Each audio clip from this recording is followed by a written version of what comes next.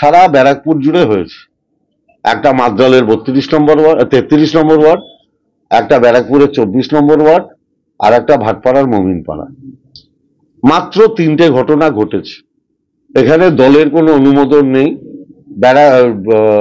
33 নম্বর ওয়ার্ডে আমি নিজে গেছিলাম। ব্যারাকপুরের 24 নম্বর ওয়ার্ডে আমি চেয়ারম্যান উত্তম দাসকে পাঠিয়েছি। আর মমিনপুরের ঘটনার ব্যাপারে পুলিশকে বলেছি শক্তপোক্ত করা ব্যবস্থা নিতে। এটা নিয়ে গতকাল আমার chief election agent Sourav Singh রাত্রে ফোন করে। রাত্রেই আমি পুলিশকে বলি কড়া ব্যবস্থা নিতে হবে।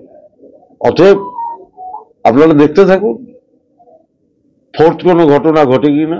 ঘটবে না। আমি অর্জুন সিং না, আমি পার্থ ভৌমিক। বলেছি যখন গুন্ডারাজ খতম হবে তখন খতম হবে। আর যারা গুন্ডারাজের চামচেমি করেছেন তাদেরও বলবো সঠিক খবর পরিবেশন করতে। দাদা বলছি প্রথম এমপি